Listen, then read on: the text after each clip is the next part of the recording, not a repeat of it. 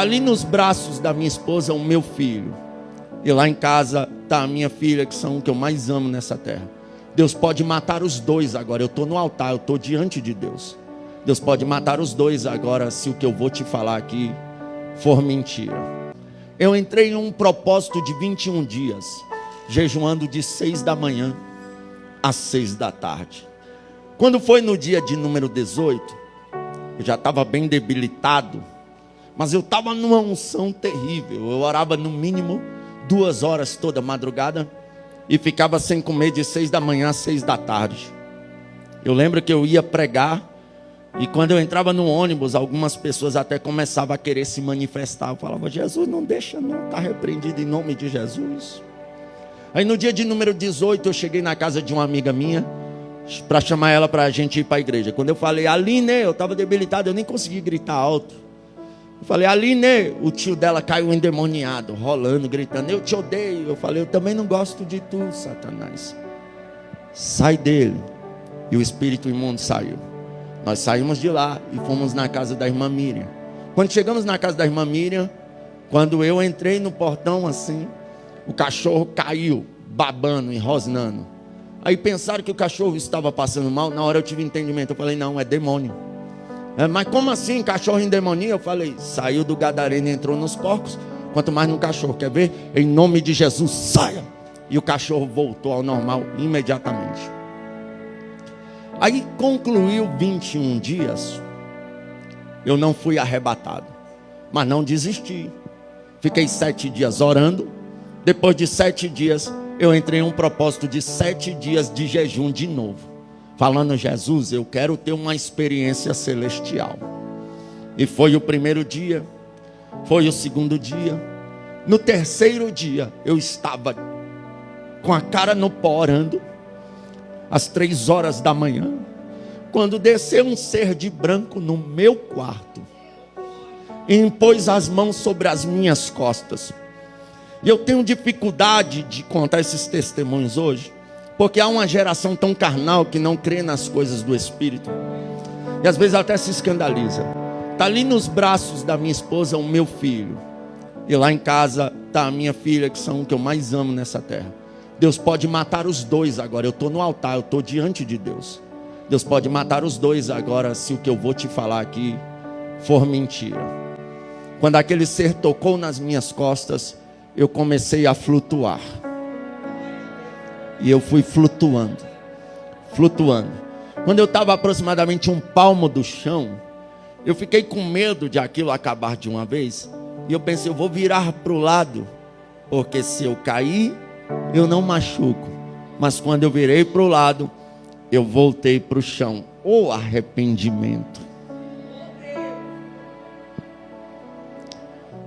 Quando foi no outro dia, jejuei até às 6. Quando deu 3 horas da manhã, eu fui orar. Só que aquele dia eu estava muito angustiado. Era o 4º dia daqueles 7 dias. Por que, pregador, você estava angustiado? Porque quando eu fui entregar o jejum, pastor André, não tinha nada para comer lá na minha casa. Meu celeiro estava vazio. Uma prova financeira terrível. Aí eu dobrei o joelho e eu falei com Deus: Deus, eu não vou orar, porque eu estou triste, Deus. Eu estou buscando, eu estou orando e na minha casa não tem comida para comer. Mas ainda assim, se o Senhor quiser me dar uma experiência, para isso eu estou buscando. E eu deitei na minha cama. Quando eu deitei na minha cama, aquele ser desceu de novo. Só que agora aquele ser pegou no meu ombro e começou a me puxar. E eu senti um certo desconforto. Eu não estava acostumado àquilo. Eu fiquei com medo. E eu fiquei forçando assim, até que ele me puxou de uma vez. Quando me puxou de uma vez, eu fiquei em pé. A minha alma saiu do meu corpo. Eu vi o meu corpo deitado na cama. E aquele ser que eu não via ele, pegou no meu ombro e disse: vem comigo. E nós começamos a subir. Passamos por este céu aqui de estrela, nuvens, até que chegamos em um céu muito claro, que julgo eu ser o 3º céu que Paulo falou. Aí, quando eu cheguei nesse terceiro céu lá, muito claro, eu não conseguia enxergar, era muito mais forte do que aqueles flashes de câmera fotográfica. E eu baixei a cabeça assim, e aquele ser que estava comigo me levou para um quarto pequeno. Aquele quarto era todo cinza, da cor daquelas telhas Eternite, quando ela está nova e molha, aquele cinza chumbo. Pois é, tipo da cor desse meu terno aqui. Era o quarto todinho. No canto de lá tinha um altar pequeno. E de repente alguém invisível começou a andar. Como assim alguém invisível, pregador? Porque cada passo que dava subia uma fumacinha no formato de pé, um fogo assim e apagava. Aí foi andando para de trás do altar. Quando chegou de trás do altar, aquele clarão clareou de novo. Eu abaixei o rosto de novo. E depois eu olhei. Quando eu olhei, eu vi um homem de branco de trás do altar. E a Bíblia diz que as coisas espirituais se discernem espiritualmente. Na hora eu estava em espírito, eu tive entendimento que era Jesus. Eu tentei ver o rosto assim, não conseguia. Ao mesmo tempo que parecia a luz do sol, parecia nada. Parecia que não tinha nada. Tentava olhar o rosto e não via. Mas daqui do peito para baixo eu via. Quando eu tive o entendimento que era Jesus, eu olhei diretamente nos braços, porque eu lembrei de Tomé. Quando eu olhei as mãos, não sei por qual motivo, eram morenas da cor da minha. E quando eu olhei bem aqui nessa divisão, eu vi furos e marca de sangue. Na hora eu perguntei: é tu, Jesus? E com uma voz suave ele disse: eu sou. Oh glória. Aí eu peguei e comecei a fazer um monte de perguntas. Jesus, por que isso? Jesus, por que aquilo? Jesus, por que isso? Jesus, por que aquilo? Aí eu perguntei: Jesus, eu posso orar pelos paralíticos, cegos, surdo, mudo? Aí Jesus disse: ainda não. Abre tuas mãos. Ele veio de lá com um quadradinho cinza da cor do quarto e colocou nas minhas mãos. Eu fechei as mãos. Aí eu perguntei: Jesus, por que as almas não se convertem hoje como antigamente? E ele disse: naquele grande dia muitos vão dizer: Senhor, Senhor, e eu vos direi: apartai-vos de mim, que eu não vos conheço. Eu não tive coragem de perguntar mais nada. Eu só disse: Jesus, eu posso conhecer o céu? E ele disse: aproveita o anjo. E aquele anjo me pegou e saiu assim. Irmão, eu vi um jardim florido que era do tamanho da eternidade. Não existe aquilo aqui na terra, de tão lindo, de tão resplendor. E a gente saiu sobrevoando assim.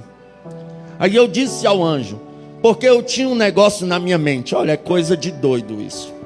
Eu pensava comigo: se eu ver o inferno, nunca mais eu desvio. E eu disse àquele anjo que estava comigo: me leva para ver o inferno. Aí na hora ele desceu aqui para a terra, e a gente entrou no meio da terra, até que chegou num local que eu vi portões. Esses portões eram meio enferrujados, as paredes não se moviam, mas era viva. Causava assim um certo arrepio, um calafrio, é a grande verdade. O chão assim era tipo escuro, uma fumaça, e continha larvas vulcânicas. E naqueles portões o anjo mexeu ali nos cadeados, e os cadeados não se abriram. Ele disse: não dá para ir por aqui. Aí ele me pegou pelo ombro e foi lá para o Polo Norte, ou para o Polo Sul. Eu sei que é um desses dois, porque foi lá nas regiões onde tem gelo. Nós entramos no meio do gelo, e lá nós chegamos num local que tinha um buraco assim, entrando para dentro da terra. Só que nem o anjo conseguia passar, nem eu conseguia passar no buraco, mesmo que a gente estava em espírito. Aí eu ouvi gritos saindo desse buraco. Eu encostei o ouvido e eu ouvia pessoas gritando, xingando Deus, como se Deus fosse o culpado de eles estarem ali. Para você ter uma ideia dos gritos que eles davam, é semelhante a alguém gritando com alguém arrancando o dedo dele assim, quebrando com um alicate, martelando o dedo dele, ou cortando os dedos dele. Pois era esse tipo de grito, arrancando um dente sem anestesia. Pois era tipo esses os gritos que eles davam, horríveis. E da mesma hora que eles estavam xingando Deus, blasfemando contra Deus, como se Deus fosse o culpado de eles estarem ali, eles mudavam os gritos. Agora eles falavam: me perdoa, Deus, tá bom, eu já paguei pelos meus pecados, Chega, agora me tira daqui. Como não dava para entrar? Aí eu fui um vacilão aquele dia, me desculpe a expressão. Porque eu tinha a oportunidade de conhecer tanta coisa no céu. Eu virei para aquele anjo e falei assim, não dá para ir para o inferno, me leva para casa. Aí aquele anjo veio comigo e me jogou em cima do meu corpo. Aí eu levantei. No outro dia de manhã eu saí, fui buscar a missionária Lucineide que ia pregar. E quando eu estava andando perto do metrô, eu escutei um barulho. Quando eu olhei para as minhas pernas, eu via fogo. Eu andava parecendo que estava pisando em um colchão. Aleluia. Eu vi o meu Jesus. Alabacante orebaia.